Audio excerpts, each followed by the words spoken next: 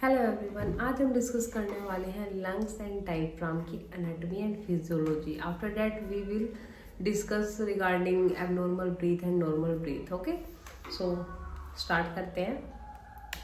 सबसे पहले आता है लंग्स। लंग्स का शेप कैसा होता है? लंग्स का जो शेप होता है वो हमारा कोन शेप का होता है। और कोन शेप की दो चीज़ें और होती हैं, जैसे कि जो हमारा हार्ट है, हार्ट का शेप कैसा होता है वो भी कोन शेप का होता है। और थायराइड ग्लैंड की जो लोब होती है उसकी भी शेप जो होती है वो कोन शेप की होती है। ठीक है, अब बात करते हैं वेट। जो हमारे दो लंग्स होते हैं सबको पता है, राइट एंड लेफ्ट। दोनों का जो वेट होता है वो दोनों का वेट जो होता है वो अलग अलग होता है। राइट लंग का जो वेट होता है वो 625 ग्राम होता है और जो लेफ्ट लंग का जो वेट होता है वो 565 ग्राम्स का होता है। अब बात करते हैं कि ये कहाँ पे होता है। Extend from diaphragm to slightly above clavicle and lie against the ribs. Ribs के जो होता है वो अगेंस्ट होता है और एक्सटेंड करता है कहाँ पे, जो हमारा डायफ्राम है उसके ऊपर एक्सटेंड होता है। और स्लाइटली क्लेविकल, जो ये हमारी क्लेविकल बोन होती है इसके अबव में अगर आप प्रेस करोगे तो आपको क्या होगा, डिफिकल्टी ब्रीथिंग होगी। तो स्लाइटली जो क्लेविकल होती है उसके अबव होता है और एक्सटेंड करता है डायफ्राम के ऊपर, और हमारी जो रिब्स होती है उसके अगेंस्ट में ये लाई करता है। Medial surface of lungs are concave. जो मीडियल सरफेस जो होता है, जो हमारे दो लंग्स होते हैं उसके जो बीच के स्पेस होता है उसको हम मीडियल स्पेस कहते हैं। वो कैसा होता है, कॉनकेव होता है, but more concave on left because of heart. Right side से भी कॉनकेव होता है बट लेफ्ट साइड पे ज्यादा कॉनकेव होता है बिकॉज वहां पे हार्ट होता है। ठीक है, जैसे कि आप इस डायग्राम में देख रहे हैं, राइट साइड का भी हल्का सा कॉनकेव है बट लेफ्ट साइड का जो लंग है वो हमारा ज्यादा कॉनकेव है क्योंकि वहां पे हमारा हार्ट है। ठीक है, मैंने यहाँ पे लिखा हुआ कॉनकेव कैसा होता है, कॉन्वेक्स कैसा होता है। सो next one is bronchi and pulmonary vessel enter each lungs. जो ब्रोंकाई और जो पल्मोनरी वेसल्स है वो एंट्री करती है दोनों लंग्स में थ्रू अ स्लिट और मीडियल सरफेस। थोड़ा स्लिट होता है फिर कोई मीडियल सरफेस, यानी कि बीच का जो सरफेस है वहां से जो वो एंटर करती है उस पार्ट को कहते हैं हाइलस। जैसे कि आप इस पिक्चर में देख रहे हैं, ये लंग्स है। ठीक है, ये यहाँ से ये पल्मोनरी वेसल्स और ब्रोंकाई एंटर कर रही है, वो जो पार्ट है जहाँ से वो एंटर कर रही है उस पार्ट को हम हाइलस कहते हैं।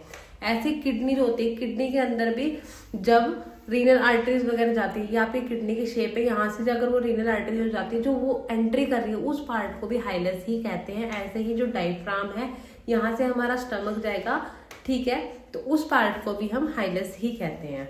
ठीक है, नेक्स्ट पढ़ते हैं हम सरफेसेस ऑफ लंग। लंग के जो सरफेसेस होते हैं वो कौन कौन से होते हैं, तो ये होते हैं base, apex and coastal surface. जैसे कि आप इस इमेज में देख सकते हो, जो ऊपर का जो पार्ट है उसे कहते हैं एपेक्स। ठीक है, पिक्चर में देख रहे हो ये हमारी ऊपर वाली अब ये जो होती है क्लेविकल बोन है। क्लेविकल बोन के अपर वाला जो पार्ट होता है, ये यहाँ पे जो ये आता है हिस्सा, ये जो ऊपर का जो हिस्सा होता है लंग्स का, इसे कहते हैं एपेक्स। कोस्टल कहते हैं सामने वाले सरफेस को। ठीक है, जो लाई करता है हमारे अगेंस्ट रिब्स, रिब्स के अगेंस्ट में जो लाई करता है। देन आता है हमारा बेस। बेस जैसे कि मैंने आपको बताया, जो हमारा डायफ्राम होता है उसके ऊपर जो रेस्ट करता है वो क्या होता है, लंग्स का बेस होता है। अब बात करते हैं लोब्स ऑफ लंग्स। ये बहुत इंपॉर्टेंट है। हमारे दो लंग्स होते हैं, ठीक है, राइट एंड लेफ्ट। जो हमारा लेफ्ट लंग होता है उसके अंदर क्या होता है, 2 लोब्स होती है, सुपीरियर एंड इंफीरियर। और यहीं पे हमारा राइट लंग जो होता है उसके अंदर कितनी लोब्स होती है, 3 लोब्स होती है, सुपीरियर, मिडल एंड इंफीरियर। ठीक है, जैसे कि आप इस पिक्चर में देख रहे हो, राइट लंग्स के अंदर हमारी 3 लोब्स है, superior, middle and inferior. And left lung के अंदर हमारी 2 लोब्स प्रेजेंट होती है, superior and inferior. Oblique fissure present in both lungs. इसका मतलब होता है जो ओब्लिक जो फिशर होता है ना वो दोनों ही लंग्स में प्रेजेंट होता है। जैसे कि आप यहाँ पे देख रहे हो, मैंने लिखा हुआ है इंफीरियर लोब के ऊपर ये मैंने ओब्लिक फिशर लिखा है जो ऐसे डिवाइड कर रही है, और ऐसे यहाँ पे भी राइट लंग में भी इंफीरियर लोब के ऊपर मैंने लिखा है ओब्लिक फिशर। तो ओब्लिक फिशर दोनों में प्रेजेंट होंगे, बट हॉरिजॉन्टल जो फिशर होगा वो सिर्फ राइट लंग में ही प्रेजेंट होगा क्योंकि राइट लंग में 3 लोब्स होती है। क्लियर? सो नेक्स्ट मैंने कुछ टर्मिनोलॉजी लिखी है मैंने यहाँ पे, जैसे कि लोबेक्टमी। लोबेक्टमी का मतलब होता है रिमूवल ऑफ लोब। ठीक है, सिंगल लोब को अगर हम रिमूव करते हैं तो उसको हम लोबेक्टमी कहते हैं। Another one is bilobectomy. Bilobectomy का मतलब है रिमूवल ऑफ 2 लोब्स, और जो 2 लोब्स है हम सिर्फ राइट लंग में ही प्रोसीड कर सकते हैं। ऐसा क्यों? क्योंकि जो हमारा राइट लंग होता है उसके अंदर 3 लोब्स होती हैं, तो उसमें से अगर हम 2 लोब्स निकाल देंगे तो 1 लोब प्रेजेंट हो रहेगी। बट जो लेफ्ट लंग होता है उसमें तो ऑलरेडी ही 2 लोब्स प्रेजेंट होती हैं, तो ये जो बायोलोबेक्टमी प्रोसीजर होता है ये सिर्फ राइट लंग में प्रोसीड कर सकते हैं। Another one is pneumonectomy. ठीक है, न्यूमोनोक्टमी में क्या होता है, इसके अंदर रिमूवल कर देते हैं एंटायर लंग को, पूरे ही लंग को रिमूव करने को हम न्यूमोनॉक्टमी कहते हैं। तो यहाँ पे हमने 3 टर्म्स पढ़ी है, लोबेलेक्टमी यानी कि 1 लोब को रिमूव करना, बायोलेक्टमी यानी कि 2 लोब्स को रिमूव करना, और न्यूमोनॉक्टमी का मतलब एंटायर जो हमारा पूरा लंग्स है उसको रिमूव करना। Another one is function of lung. हमारे लंग का फंक्शन क्या है? हमारे लंग के 2 मेन फंक्शन होते हैं, क्या? एयर को डिस्ट्रीब्यूट करना हमारी बॉडी के अंदर, and second one is gases का एक्सचेंज करना। कौन सी गैसेस का? ऑक्सीजन एंड CO2 का। और ये कहाँ पे होती है लंग्स में? हमारे लंग्स की एल्वोलाई के अंदर O2 और CO2 का एक्सचेंज होता है। ये मैंने अभी आपको प्रीवियस वीडियो में पढ़ाया था। और O2 और CO2 का एक्सचेंज कौन से टाइप के सेल्स करवाते हैं? टाइप 1 न्यूमोनाइटिक सेल, ठीक है। Another one is pleura and pleural cavity के बारे में हम पढ़ेंगे। प्लूरा क्या होता है? सीरस मेम्ब्रेन होती है जो कि लाइंड होते हैं किससे? Single layer of squamous cell से। Single layer of squamous cell को हम मेसोथेलियम भी कहते हैं। अब जैसे कि ये हमारा लंग है, ठीक है। ये लंग का जो बाहर वाला सरफेस होता है, इसके अंदर हमारे लंग में 2 लेयर्स होती हैं। जो बाहर वाला सरफेस होता है उसे हम कहते हैं पैराइटल, ठीक है, प्लूरा। और जो अंदर वाला जो सरफेस होता है, एक मेरा हाथ का ये वाला साइड होगा, एक मेरा हाथ का ये वाला साइड होगा, इस तरफ वाली लेयर को कहते हैं पैराइटल प्लूरा। और जो अंदर वाली साइड की जो लेयर होती है उसे कहते हैं हम विसरल प्लूरा, ठीक है। जो बाहर वाली जो लेयर होती है वो लाई करते हैं कहाँ पे? हमारे थोरेसिक कैविटी में। और जो अंदर वाली जो विसरल प्लूरा होती है वो कवर करती है लंग के आउटर सरफेस को। और इन दोनों लेयर्स के बीच में जो स्पेस होता है उसे हम कहते हैं प्लूरल कैविटी और प्लूरल स्पेस, जिसके अंदर होता है स्मॉल अमाउंट का सर्फेक्टेंट, यानी कि 30 ml सर्फेक्टेंट प्रेजेंट होता है। ये जो सर्फेक्टेंट होता है, अब ये क्या काम करता है? ये जो सर्फेक्टेंट होता है ये क्या करता है? लंग्स के लुब्रिकेशन में हेल्प करता है, ठीक है। यानी कि ये क्या करता है? प्रिवेंट करता है फ्रिक्शन से। दोनों लेयर्स के बीच में फ्रिक्शन ना हो उस चीज से प्रिवेंट करता है ये सर्फेक्टेंट। कब? जब हम सांस लेंगे तो दोनों लेयर आपस में फ्रिक्शन होगा इन दोनों के बीच में, और इन दोनों के बीच में फ्रिक्शन ना हो इसलिए सर्फेक्टेंट प्रेजेंट होता है, ठीक है। अब बात करते हैं इसकी ब्लड सप्लाई कौन करता है। पैराइटल जो प्लूरा होता है इसके अंदर जो कौन कौन से आर्टरी ब्लड सप्लाई करते हैं? इंटरकोस्टल आर्टरीज हो गई, इंटरथोरेसिक आर्टरी हो गई, या फिर मस्कुलोफेरेनिक आर्टरी हो गई। ये जो आर्टरीज होती है ये जो ब्लड सप्लाई करती है ये करते हैं पैराइटल प्लूरा को। और विस्लर प्लूरा को सिर्फ ब्रोंकियल वेसल्स और ब्रोंकियल आर्टरी ही ब्लड सप्लाई करती है, ठीक है। अब बात करते हैं न्यूमोथोरेक्स की। सबसे पहली बात, जो इंट्रा प्लूरल प्रेशर होता है वो कितना होता है? 756 mm of Hg। अब बात करते हैं न्यूमोथोरेक्स की। न्यूमोथोरेक्स क्या होता है? एक्यूमुलेशन ऑफ एयर और गैसेस इन प्लूरल स्पेस। जो हमारा प्लूरल स्पेस है पैराइटल और विसरल लेयर के बीच में जो स्पेस होता है उसे हम प्लूरल स्पेस कहते हैं, जिसका भी मैंने प्रेशर भी बताया, ठीक है, 756 mm of Hg। उस लेयर के बीच में, उन दोनों लेयर के बीच में जो प्लूरल स्पेस होता है वहां पे अगर एयर एक्यूमुलेट हो जाती है, एयर ज्यादा जमा हो जाती है, तो उस चीज को हम कहते हैं न्यूमोथोरेक्स। एक चीज और, एयर अगर एक्यूमुलेट होएगी तो हमेशा ऊपर की तरफ होएगी क्योंकि वो हल्की होती है। बट अगर इंट्रा प्लूरल स्पेस के अंदर अगर फ्लूइड एक्यूमुलेट होता है तो वो हमेशा लोअर पोर्शन में होएगा ड्यू टू ग्रेविटी, ठीक है। अब बात करते हैं कि न्यूमोथोरेक्स कैसे हो सकता है। जैसे कि किसी भी पेशेंट की अगर आप ड्राइव कर रहे हो, आपका एक्सीडेंट हो गया, आपने सीट बेल्ट नहीं लगाई और आपकी रिब्स फ्रैक्चर हो गई। रिब्स फ्रैक्चर होगी तो क्या होगी? जो बाहर की जो एयर है, बाहर की जो एयर होगी वो एंटर करेगी अंदर और उसकी वजह से हो जाएगा न्यूमोथोरेक्स। एक और चीज आपने सुनी होगी CPR यानी कि कार्डियोपल्मोनरी रिसक्सिटेशन। ऐसे में क्या होता है? इसका जो मेन कॉम्प्लिकेशन होता है, जो रिस्क फैक्टर होता है, इसका क्या होता है? रिब्स फ्रैक्चर होती है। CPR अगर आप अच्छी तरीके से नहीं दोगे, ठीक है, तो उसकी कॉम्प्लिकेशन में रिब फ्रैक्चर होएगा और रिब फ्रैक्चर होएगा तो वो क्या कोज करेगा? न्यूमोथोरेक्स कोज करेगा, ठीक है। Another one is pleural effusion. Pleural effusion क्या होता है? Accumulation of fluid in pleural space. अभी न्यूमोथोरेक्स में क्या हो रहा था? एयर एक्यूमुलेट हो रही थी, और प्लूरल इफ्यूजन में क्या होगा? फ्लूइड एक्यूमुलेट हो जाएगा उसी प्लूरल स्पेस में जहां पे आपका सर्फेक्टेंट मौजूद था, ठीक है। जो नॉर्मल सर्फेक्टेंट होता है वो होता है 30 ml, बट हम प्लूरल इफ्यूजन कब कहेंगे? जब वो सर्फेक्टेंट 30 ml से ज्यादा हो जाएगा, इट मीन्स प्लूरल इफ्यूजन है, ठीक है। Another term is chylothorax. Chylothorax क्या होता है? Collection of lymphatic fluid in pleural space, ठीक है। Another one is empyema. Empyema के अंदर क्या हो जाएगा? पस की फॉर्मेशन हो जाएगी कहाँ पे? प्लूरल स्पेस में। Another one is hemothorax. Hemothorax means accumulation of blood. Hemo means blood, ठीक है। Accumulation of blood in pleural space. Pleural space के अंदर ब्लड इकट्ठा हो जाएगा। Hydro means water. Hydrothorax means serous fluid जो होगा एक्यूमुलेट हो जाएगा हमारे प्लूरल स्पेस में। तो ये था लंग की एनाटॉमी एंड फिजियोलॉजी। अब बात करते हैं हम डायफ्राम के बारे में, ठीक है। डायफ्राम की एनाटॉमी एंड फिजियोलॉजी भी हमारे को उतनी ही इंपॉर्टेंट है जितनी बाकी पार्ट्स की है, ठीक है। तो चलिए स्टार्ट करते हैं। डायफ्राम क्या है? स्केलेटल मसल होती है, sides at the base of chest. Side कहाँ होती है? उसकी बेस ऑफ चेस्ट पे, और सेपरेट करती है ये एब्डोमेन फ्रॉम चेस्ट को, ठीक। Another one is contract when you inhale. जब आप इनहेल करते हो तभी क्या करता है? कॉन्ट्रैक्ट करता है, और ये क्रिएट करता है क्या? वैक्यूम, जिसकी वजह से जो लंग्स है वो एयर को अपनी तरफ खींचते हैं। Next one is it relax when you exhale. पहले कॉन्ट्रैक्ट कब हो रहा था? जब आप इनहेल कर रहे थे, और ये रिलैक्स कब होता है? जब आप एक्सहेल करते हो उस टाइम पे, और एयर को पुश करता है बाहर की तरफ, ठीक है, जिसकी वजह से CO2 बाहर निकल जाती है। एक इंपॉर्टेंट क्वेश्चन है यहाँ पे, डायफ्राम की शेप पूछी जाती है। तो डायफ्राम की जो शेप होती है वो डोम शेप का स्ट्रक्चर होता है इसका, ठीक है। अब बात करते हैं पेरिफेरल अटैचमेंट। इसकी अटैचमेंट कहाँ कहाँ से होती है हमारे डायफ्राम की? यहाँ पे मैंने एक इमेज दे रखी है, जैसे आप इस इमेज में देख सकते हो। लंबर वर्टिब्रा से होती है इसकी। Costal cartilage of ribs 7 to 12, हमारे जो 7, 8, 9, 10, 11, 12 रिब्स होती है वहां पे इसकी अटैचमेंट होती है। जैसे आप यहाँ पे देख रहे हो 7, 8, 9, 10, 11, 12, यहाँ से अटैचमेंट होगी।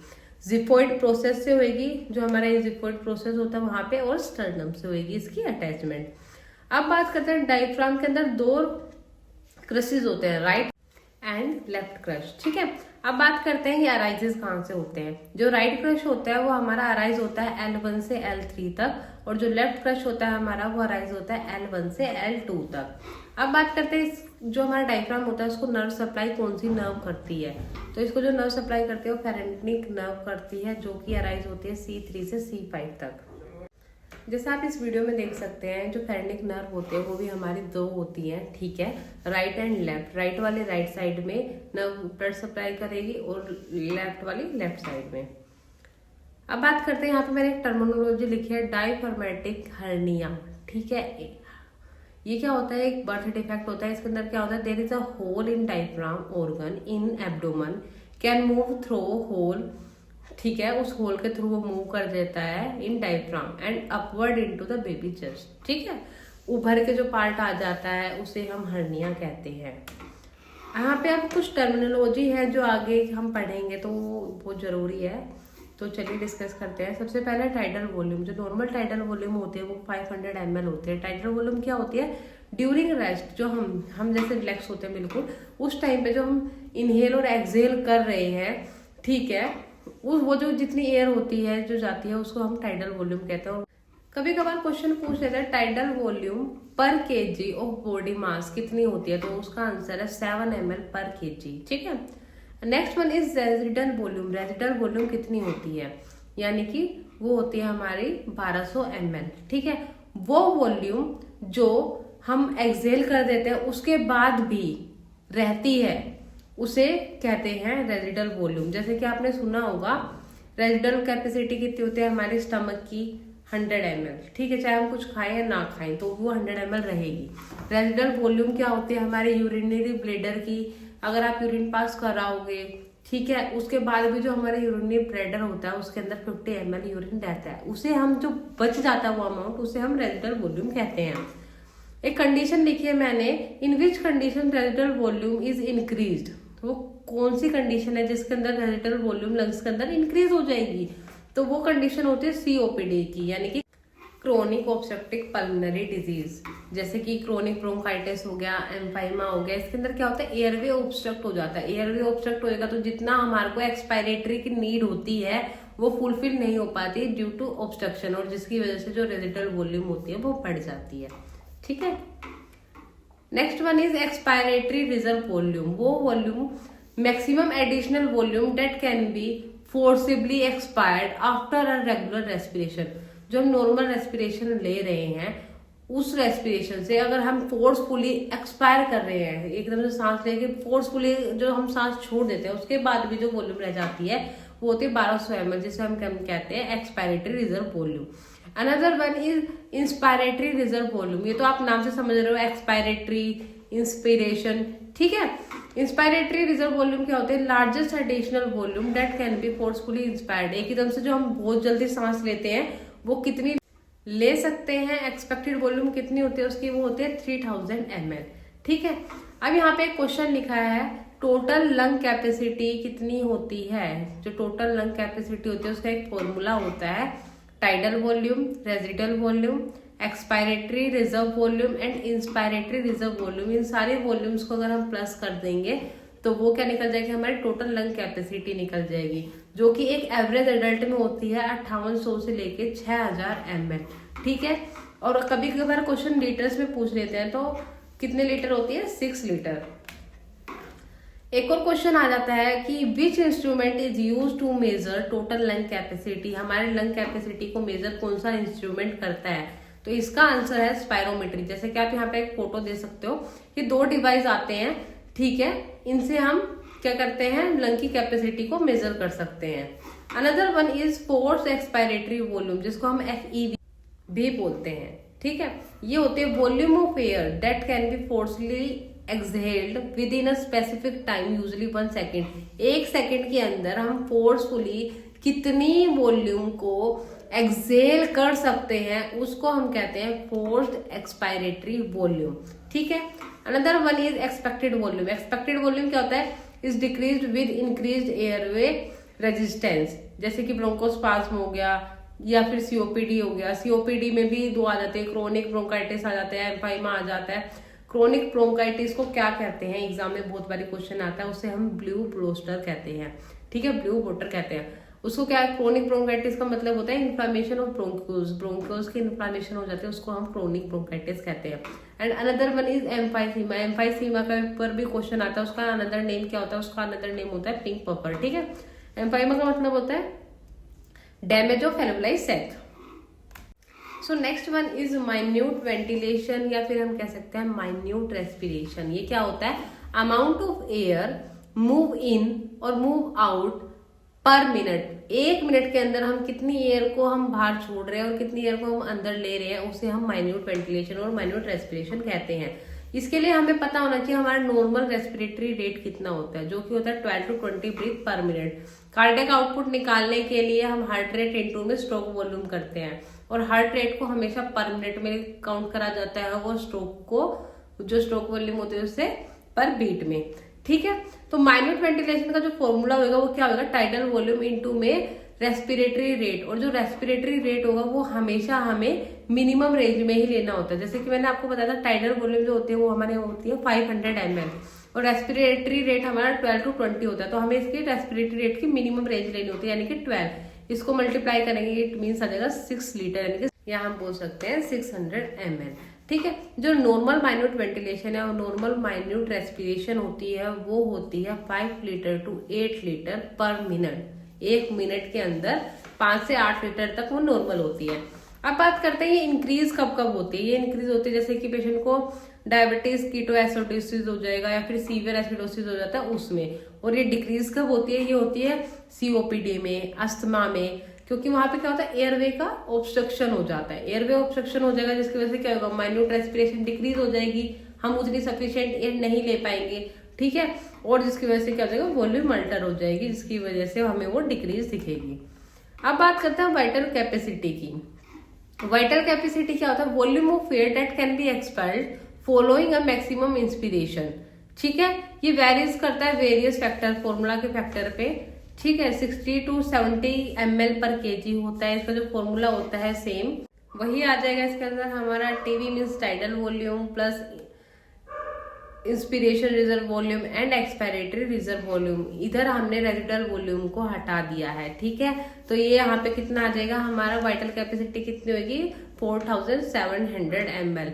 और यहाँ पे एक और क्वेश्चन आता है, वाइटल कैपेसिटी कब डिक्रीज होती है? अगेन वही COPD में और एटिलेक्टिस में। एटिलेक्टिस क्या होता है? एटिलेक्टिस होता है लंग्स का कोलैप्स हो जाना। तो आज हमने पढ़ा है लंग्स की एनाटॉमी एंड फिजियोलॉजी, उसकी कितनी लोब्स होती हैं उसके बारे में पढ़ा है। देन हमने पढ़ा है डायफ्राम का स्ट्रक्चर। ठीक है, डायफ्राम का फंक्शन क्या होता है एंड कुछ टर्मिनोलॉजी जो हमें आगे जाके यूज आएगी। आई होप आप लोगों को समझ में आया। अगर आपको कुछ भी डाउट लगता है तो प्लीज मुझे कमेंट करके जरूर बताएं।